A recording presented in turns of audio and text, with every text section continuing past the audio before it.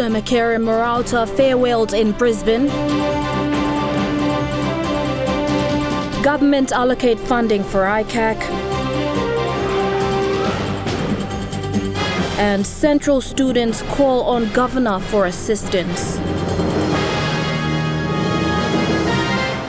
This is National EMTV News with Helen Seah. Good evening and thanks for joining us for National EMTV News. Now we'll bring you our story on Sir Mekere Morauta's funeral later in the bulletin. But first, a group representing Central students from tertiary institutions in the country are calling on the Central Governor for the return of the students' school fee assistance. They say that with the provincial government's announcement of its reintroduction, it should be transparent and that all students from the province benefit. A group of students from UPNG, Unitec, UNRE and UOG approached us, hoping they could get the word out to their leaders. They want the former support, which included partial payment of their school fees, restored. I think he should look into the tertiary students more importantly, because we are the elites of a central province and he has to learn to work with us in terms of funding our education and the little things that will make a big difference for our province itself. The students say their governor, Robert Agarobe, has promised to restore the support in funding for tertiary students. However, it must be better organized and transparent. We feel that it has to be more structured, or it has to be done in a more formal way so that our days are fair, like all students have fair access to this kind of assistance from the government. The student leaders say when the program is introduced, it should include all students, not just those who've been to school in the province prior to tertiary education. We cannot look at education in isolation. We cannot see education or tertiary students or secondary students on its own. We need to see it in connection with all these other sectors which the government is trying to tap into. Previously, the education support program was run under the old administration before it was stopped. The Governor for Central, as part of the change, envisions a smarter Central and for parents and students to assume the responsibilities of paying for education. Students can apply for assistance through Help Loan Program from the national government.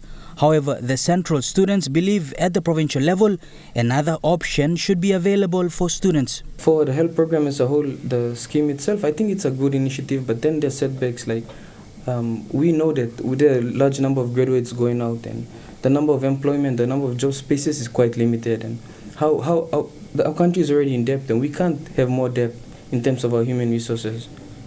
So I feel that they should really look into subsidizing school fees for another option, a much better option in health program. It's a great initiative. Bradley Valenaki, National EMTV News. The PNG Teachers Association is very concerned regarding a statement made by Public Employees Association National President and General Secretary last week. The teachers would not start work in January 2021. PEA executives put together a petition last week to present to the Marape government and threatened to take industrial action in early 2021, including non-resumption of school classes. However, PNG Teachers Association National President Aita Sanangepe says PNGTA was not consulted in making the statement regarding non-resumption of classes. PNGTA National President Aita Sanangepe says he has written to the Industrial Registrar Helen Saleu regarding the concern, saying the PNGTA National Management Committee and administration have never had any discussions with PEA executives on such issues for teachers. I strongly did one protest letter to the Industrial Registrar to ask why PNGTA was not involved in that meeting. And especially PEA, he must know that Papua New Guinea Teachers Association, we have about 78,000 workforce. And we have an issues that need to be addressed. It's a long outstanding, and I support in that in a sense that if proper dialogue was taken place. Last Thursday, The Public Employees Association, in consultation with the Council of Public Sector Unions, formally announced their intention to petition the government regarding outstanding salary fixation matters for public servants in the country. And in their petition document, the Council of Public Sector Unions demanded for a memorandum of agreement on the issues raised immediately, including 7.5% CPI adjustment backdated to 1st January 2020 and immediate review of current income tax regimes. The COPSU resolved that failure by the government to fully address the issues raised would result in the withdrawal of labour by public servants. The union body anticipated early Christmas shutdown period, which will continue to the new year 2021, in which they said schools may not resume classes in the 2021 academic year. This has resulted in the PNG Teachers Association slamming COPSU's statement in relation to non-resumption of schools next year. Association President Sanan Kepe says although he does support concerns raised to the government on behalf of public servants including teachers regarding salary fixation matters, threatening to not resume the school year at the beginning of 2021 is not the right thing to do as part of taking industrial action. And the PA president should consult me that we're going to have a meeting and you should attend in this meeting. Because the issues they raised, I am with them. But the way they address and more or less demand teachers to walk off the classroom, as long as I am the president in Papua New Guinea Teachers Association, I will never ever allow teachers to boycott classes. Mr. Sanan Kepe said despite of political or economic issues, children's learning is an integral part of human development for Papua New Guinea and so must not be disrupted. The President is calling on PEA and COPSU to respond to PNGTA's concern. Dennis Orere, National MTV News. Newcrest Mining Limited has signed new agreements with the mining lease area landholders at Lihir Gold Mine in New Ireland Province. The new agreements aim to improve socio-economic development outcomes for the landholders and benefits to be distributed directly to intended beneficiaries. This is the first time that landholders have been supported to deal directly with the developer in signing of the agreements. You're watching National MTV News. We'll have more of the day's stories after the break. Stay with us.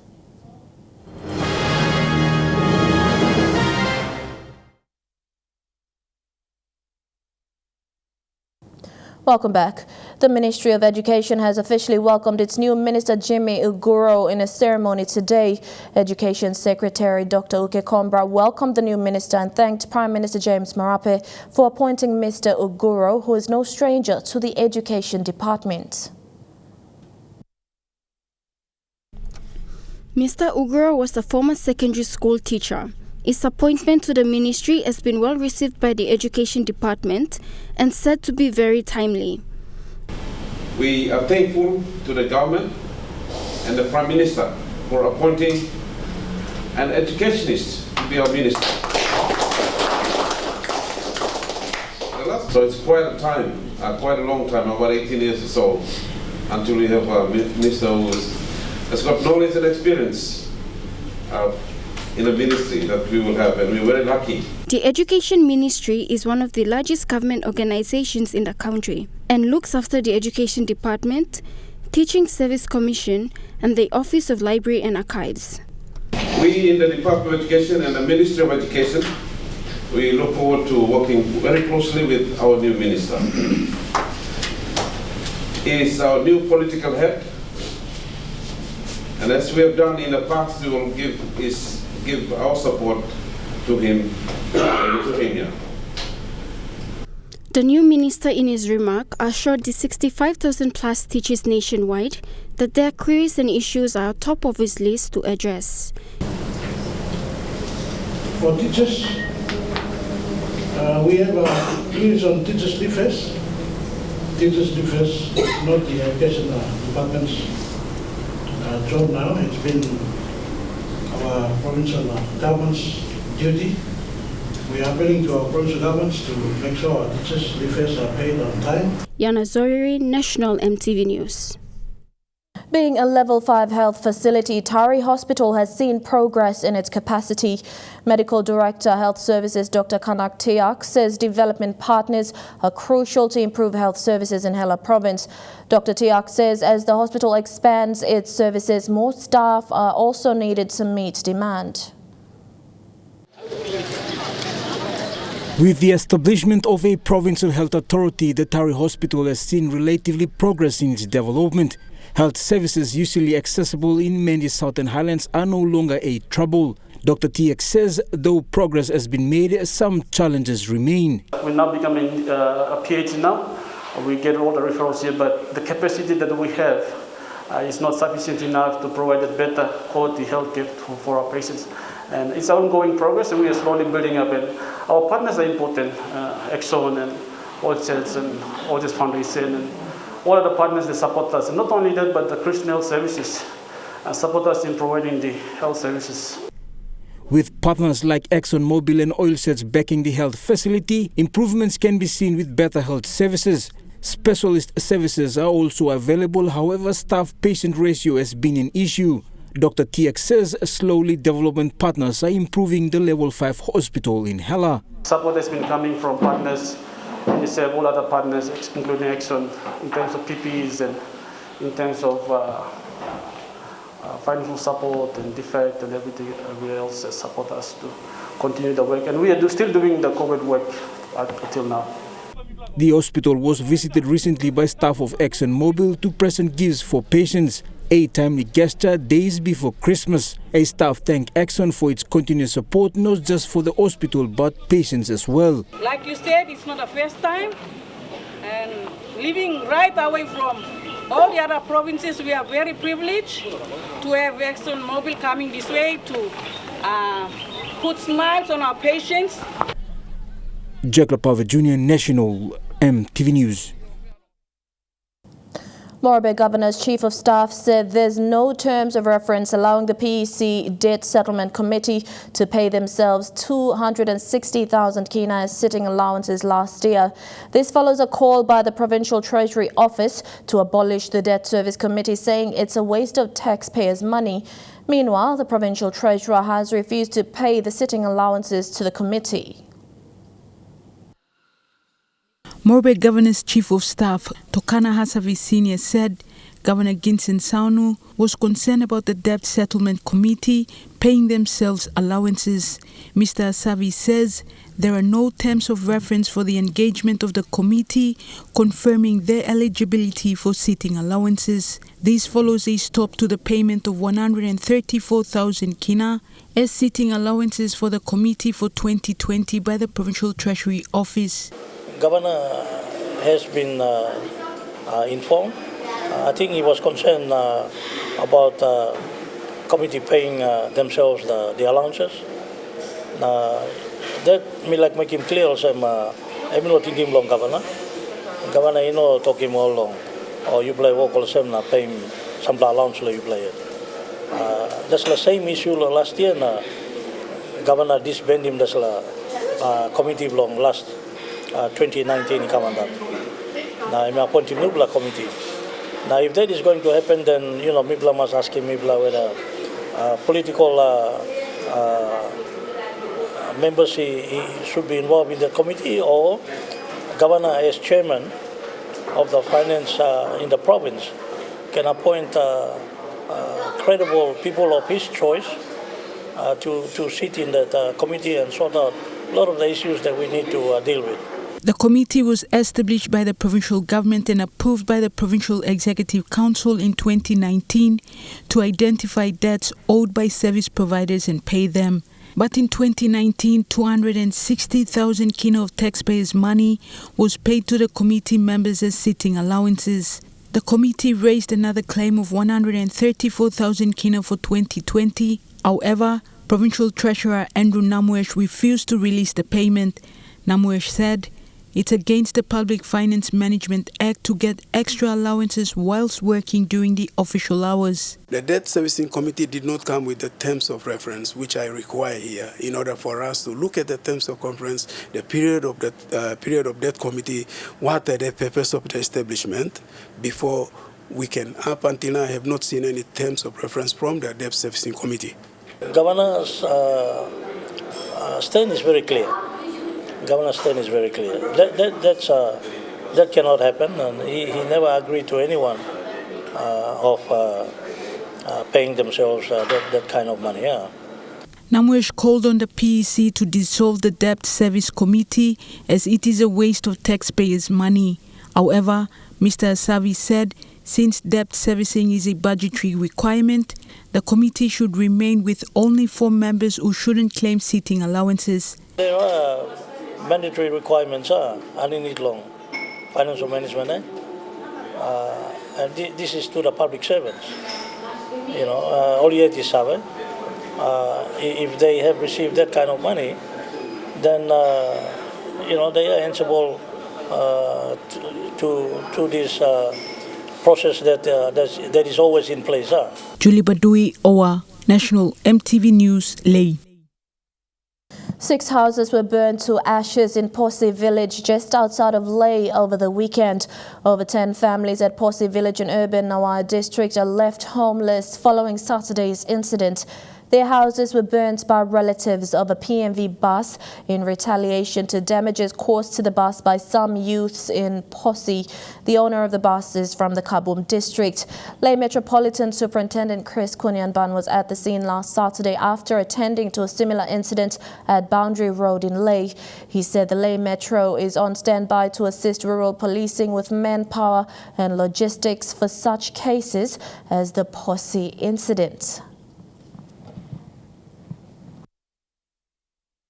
Another violence that took place over the weekend after we had a walk through Boundary Road and Capri Street, and there was another incident at Posse.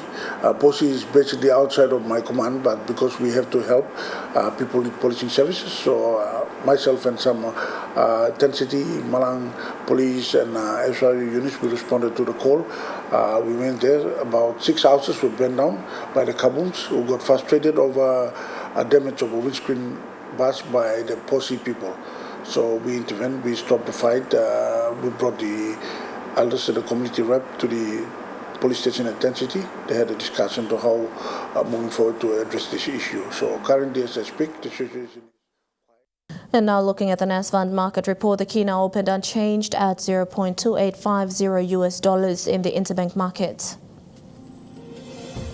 At Bank South Pacific, your Kina is buying $0.2775 US, $0.3643 Australian dollars, $0.3903 New Zealand dollars, and 28.09 Japanese yen. Looking at commodity prices at New York close, gold is trading lower, coffee, cocoa, and copra closed lower.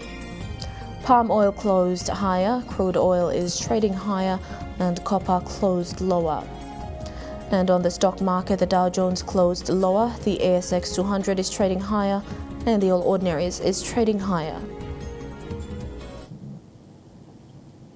Ahead in the news, PNG colours on display in Brisbane as many turned up to farewell former Prime Minister Sir Mekere Morauta. Details after the break.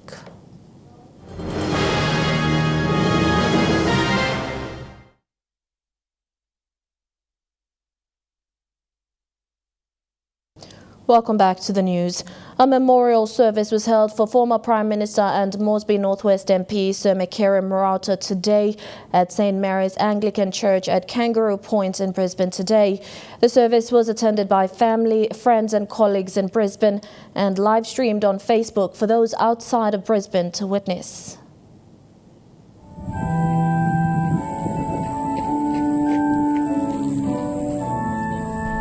The service started at 2 p.m. Brisbane time, and many showed up to pay their respects to the former Prime Minister and Moresby Northwest MP Sir Mekere Morauta.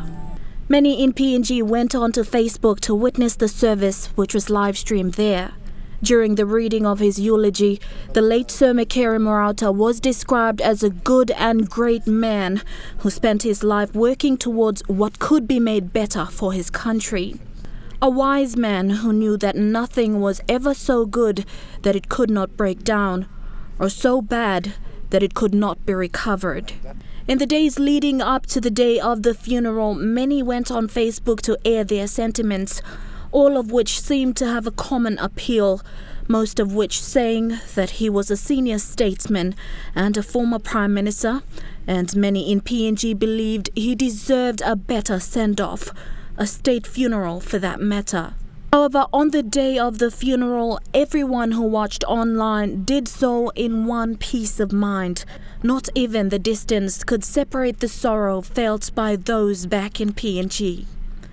In their own way, farewelling a man who was always an important influencer in the banking and financial sector of Papua New Guinea. Former Prime Minister Peter O'Neill, in a tribute to the late Sir Mekere, said, quote, "While we may not have agreed on everything, this does not diminish my respect for his commitment to the public service." Many others, including Northern Governor Gary Juffa, wrote heartfelt condolences in the comments section of the live stream. Sir Mekere thrived behind the scenes and helped to develop, shape and implement important government policies. He was a man whom many will remember as the straight-shooting politician and the reformist Prime Minister whose work came to be appreciated more than a decade later. A funding of 4 million kina has been made available in the 2021 budget to fund the established Office of Independent Commission Against Corruption, or ICAC. Treasurer Ian Ling Stuckey pointed this out following claims by the former Attorney General David Stephen that no monies were allocated to fund ICAC. Stuckey called on the former minister not to mislead the public by downplaying the Morata government. Stuckey said funding has been provided for the establishment of the Independent Commission Against Corruption in the 2021 budget. The 4 million kina that has been made available is shown as ICAC funding on pages 220 and 229 of the Volume 2A of the 2021 budget. He called on the former Attorney General not to spread rumors and also called on the media to check facts before reporting. He said one of the achievements of the Morata government has been finally putting laws into place to pursue corruption. He added there has been talks of ICAC for many years with no real action, but the Morata government finally enacted and is now funding the establishment of an ICAC office. Meantime, the ICAC law was passed in November with overwhelming support from both the government and opposition. Ruth Rungula, National EMTV News. Former Prime Minister and leader of the People's National Congress Party, Peter O'Neill, has reminded Papua New Guineans to be positive this Christmas despite the country's economic situation. In his Christmas message to the nation, he boasted of the resilience of Papua New Guineans and how they depend on each other even when faced with global challenges like COVID-19 and the downturn in the country's economy. He called on Papua New Guineans to be positive this Christmas and to take solace in the warmth of the people around them. He also highlighted the importance of being together, not just in a cultural and community setting, but in a church setting, as PNG is a Christian country. And turning overseas, another nationwide lockdown is looming for the United Kingdom. It's just recorded its highest daily number of COVID-19 cases since the pandemic began and the highest daily death toll since May. Fears about Britain's infectious new strain is spreading, with US President-elect Joe Biden warning the United States' darkest days are still ahead. They look like a collection of rectangular Lego pieces, but this colourful gridlock is actually built from more than 1,500 stranded trucks. Brought to a standstill on the side of the road, they've been stuck since France closed its border to the UK in an effort to stop the rapid spread of a new strain of COVID-19. 17 hours waiting. I want to go for Christmas. I want to go home. Drivers have been forced to sleep in their cabs because of the 48-hour shutdown, but talks between the two governments have finally resulted in an agreement to allow freight movement across the border if mass testing is carried out. The border can open with tests for everybody leaving the country. That means that you must have had a test within the last 3 days, and of course it's got to be a test which is certified. It comes as the UK records its highest daily number of COVID cases, more than 36,000, up 60% in a week. It's feared the new strain is spreading fast, with infection rates rising in areas outside of those with the toughest restrictions. That's prompted calls for the rest of the country to follow London into lockdown. I saw my friends last night and it felt like it was right at the beginning again of that, back in March when we had that fear and everyone was really scared. The festive season is no barrier to the virus. Ireland introducing tougher restrictions for the holidays. From Christmas Eve until the 12th of January 2021, the government has agreed to return to level 5 of the plan for living with COVID. And Scotland planning to enter its version of level 4 from Boxing Day. While in the US, there's concern from health officials that the new strain of COVID in the UK has already made it there too. When you have this amount of spread within a place like the UK, that you really need to assume that it's here already. Prompting a stern warning from the president-elect. Our darkest days in the battle against COVID are ahead of us, not behind us. Christmas and the fast-approaching New Year far from the new start hoped for in the global fight against COVID-19. The new strain of coronavirus detected in the United Kingdom may be up to 70% more infectious than earlier strains and is rapidly spreading into other countries. While the basic advice to avoid infection remains the same, more and more is being learned about how COVID-19 is transmitted. The virus may be changing, but it's still spreading in the same ways. Either someone infected contaminates an object that someone else touches, or a cough sprays out droplets containing the virus that reach people nearby. Or tiny virus particles emitted just by talking linger in the air and get breathed in. And scientists say that even original forms of the virus can reach further and faster than expected. One study shows the critical importance of timing. In many countries, the guidance is to limit close contact to 15 minutes to reduce the risk of becoming infected. Well, a guard in Vermont was in charge of 6 prisoners who had the virus. And during the course of the day, he met each of them repeatedly, but never for more than 1 minute at a time. Even so, he became infected. And what was discovered in a restaurant in South Korea is revealing. Someone who was infected was finishing a meal when a student sat down more than 6 meters away, and another person found a place more than 4 meters away. Scientists later established that both became infected in a matter of minutes. They say the air conditioning must have spread the virus, pushing it around even over those long distances, something many had thought wasn't possible. And on top of that, there's now concern about one of many new variants of the virus. It has 17 key differences in its genetic makeup, the result of random mutations. And roughly half of those changes are in the spike protein. That's the part that binds to human cells, possibly doing that more effectively. It's likely to be more transmissible because it's the dominant strain just now. But that is not only dependent on the virus, it's also dependent on people's behavior. And so we need to see whether it's the behavior that's accounting for all of these new infections now, or whether it's really the strain that's easier to transmit from person to person. This map, based on the latest data, shows how the new variant has been found across most of the UK, and it's got to other countries too. Confirmed in the Netherlands, Denmark and Italy, and it's probably in Germany and further afield. Australia has found it as well. Researchers say the new variant may become the dominant form of the virus. All this means that social distancing, wearing masks, hand hygiene and fresh air are more important than ever. They're simple measures, but they remain the best defence until most of us get the vaccines. And Trike Sports is next. Kilawani has the details. Thank you, Helen. We'll have some news on rugby league and basketball after the break. Stay with us.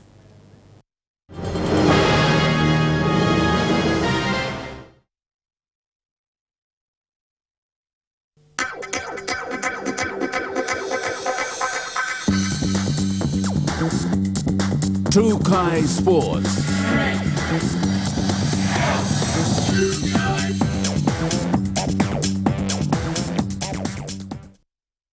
Good evening and welcome to Trike Sports. PNG Hunters concluded the third and final week of their pre-season training camp. Hunters coach Matthew Church is satisfied with the performance of the train-on squad as the team prepares for a hectic season come next year. The squad will regroup on Sunday, January 3rd, 2021. PNG Hunters coach Matthew Church focused on combining the attacking and defensive aspects of the Hunters game to round off the team's preseason preparations. Coach Church was impressed by the positive response to training over the last 3 weeks as players learned to adapt to the changing nature of the game and the physical demands placed on them. There's an attack focus about playing nice and straight and direct. Week 2 was about defensive movements, so week 3 was about putting it all together and combining both sides of the ball and seeing how we move, and thought we were really good. I'm really happy with how it's panned out. We're advanced from where we were last year, at this stage last year, so I'm really happy with that, and that's a combination of guys that have done a pre-season underneath me and understand my coaching methods, but also them taking a bit of ownership and showing the new guys how we like to do things and how we want to play at the Hunters. Changing habits and the style of play that are common in PNG Rugby League has been a feature that Coach Church hopes to correct. It's just about the habits that it takes to play at ISC level. So it's a faster game speed. We have to play a lot more direct than what we see in Papua New Guinea. Everyone likes to run towards the corner post. So the habits are hard to correct and they take a lot of time and repetition to do that. So that's why we do things repetitiously here at Trainer to make sure that's a second nature. The evolving nature of International Rugby League and the rule changes implemented by the NRL, which the Hunters will be playing under, has placed extra focus on player stamina and fitness levels to cope with the modern game. Their fitness level, will increase our repetition on short turnaround, quick sprints. That's how the game is played. It's no longer do you send them on 2 kilometre runs, because it's not the fitness that you require to play a game of rugby league. So we'll just assist and work on those things and make sure that when we train above game speed. So when we actually get to games, it should be a bit easier with our decision making. I guess one of the advantages of being Papua New Guinean, our forwards and our backs are pretty similar in pace. So the speed of the game being quicker, that's obviously going to play into our hands. And our natural skill set as Papua New Guineans growing up is speed, evasion and intent. So I think the new rules play into our favour, as long as we can get the boys playing the habits that we want to see in the Hunters in 2021. Huxley Lovai, Trike Sports. The PNG Basketball Federation hosted a basketball jamboree in Goroka recently. Over 100 participants went through a whole range of clinics at the National Sports Institute. First of a kind basketball jamboree for Papua New Guinea was recently held in Goroka at the National Sports Institute, a joint sponsorship program of PNG Basketball Federation, International Basketball Foundation and AusAid. The jamboree was targeted at under-15s in particular. It was for under-15s PNG, and our target group was to see and scout for under-15s in that event. 3 days of basketball spree saw a range of activities. Coaching clinics, referee clinics on the second day, and the third day was basketball clinics for the kids, under 15 kids, and then finish it up with junior games. And then there was certificate presentations and ball presentation to every single kid that took part. According to Jordan Serra, the Jamboree coordinator, participation in terms of numbers and attendance was a success. Participation from the kids were enormous. The amount of kids that turned up were over 100. Kids as far as Mandy came for the trials, also for the Jamboree as well. We had participants from Yonki and Goroka Town and Kefamo outside of Goroka Town who attended the event. We had kids coming from Mount Hagen as well, Mount Hagen City Basketball. Having identified talent as well. Identified some good talents. We got some good height kids up there. Hopefully we see them come out next year. The Federation may be able to scout them out and put them in the train-on squad. Yamolauna, former basketball athlete and Olympian, spoke as the guest of honor at the Jamboree. Still to come in Trike Sports, cricket and basketball abroad. Don't go away. Trike Sports. Welcome back. The Black Caps now switch to test matches against Pakistan off the back of their most disappointing performance. Aside from the catch of the season, New Zealand has been beaten fairly easily by Pakistan. Flashes of brilliance. Oh, that's come off a leading edge. Could be a chance. Oh, Daryl Mitchell! That's an absolute screamer. And flashes of sunlight. McLean Park again in the spotlight. The second straight year a game's been halted at the ground because of sun. New Zealand Cricket says it's something they need to address, and they and Central Districts Cricket will work with the local council to find a satisfactory solution. That last ball we bowled a little slower nut, so and that one came straight out of the glare above the stadium. So for me, that was a little bit negligent. New Zealand had a night of relative inconsistency, largely with the ball wayward and inaccurate, suffering their first loss of the summer. Yeah, obviously you want to try and win every game. It's been a great start to the summer, but Pakistan, they're a quality side. They showed in the first two games they weren't too far off, and we saw tonight how good they can be. There were signs we've become accustomed to. Tim Seifert strong early with the willow. Crikey. And Tim Southey tying the visitors down. Ultimately, though, they constantly missed their lengths, and Pakistan made them pay. Yeah, we were probably just a little bit off. We set very high standards as a bowling group. So Pakistan head to the Test series with a slight gust in their sails. The long-form Black Caps warming up for Boxing Day with the sand between their toes. They showed they got better as the T20s went on. So that's one thing you can expect from the Pakistani team. They've got experience in there. They're going to adapt. They're going to be, a tough opponent to beat. The signs are good for New Zealand to return to winning ways, having won 5 of their last 6 tests against Pakistan. It's the game America and fans around the world have been waiting for, the restart of the NBA. Brooklyn opened the NBA season today with their star player finally playing after a long-term injury. It's been 561 days since Kevin Durant was last on an NBA court, but it looked like he'd never left. Durant with the step. New team, new colours and a new combination, sparking the highly anticipated Durant and Kyrie Irving era. A dream start Brooklyn Nets fans could only hope for. Irving takes advantage right there. The all-star pair unstoppable against Durant's old teammate Steph Curry and the Golden State Warriors. In 25 minutes, KD had 22 points. 2-on-1, Durant throws it down. Irving pouring in a game-high 26 points. Irving scores. And even when they weren't on court, what you're not doing. The Brooklyn Nets continued the onslaught, toying with the Warriors to claim a 125-99 demolition. After the shortest NBA off-season, defending champs, the LA Lakers, smug to say the least with their championship bling. However, the smiles were soon wiped off their faces. Outside it goes, Lou Williams, 3. As unfancied city rivals, the LA Clippers, ran out to as much as a 20-point lead in the first quarter. But a season-opening loss wasn't happening on LeBron James' watch. James takes it in for 2 the hard way. Back for his 18th year, the 35-year-old seemingly always finding his way to the top, but not today. The Clippers on their way to an unlikely victory. And that story wraps up Trike Sports. Helen will be back with tonight's weather report. Until then, good night. Trike Sports.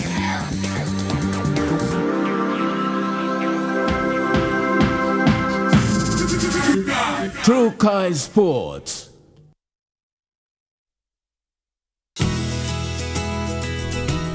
This weather update is proudly brought to you by MoniPlus, with you always.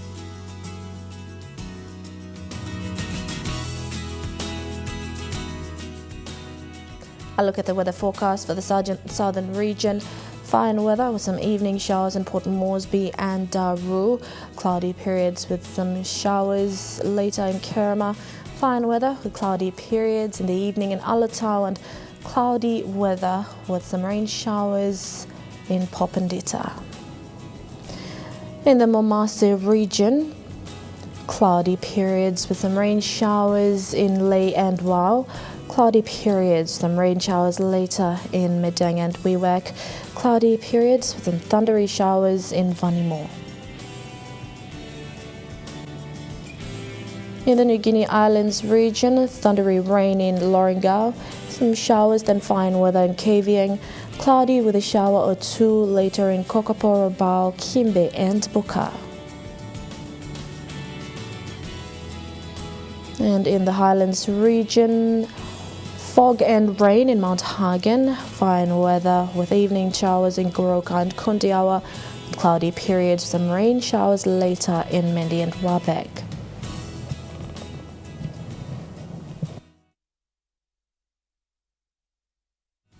The weather update was proudly brought to you by MoniPlus, with you always. And that's been the news, sports and weather for Wednesday, 23rd of December 2020. From all of us here at the newsroom, pleasant viewing, be safe. Thank you for your company and bye for now.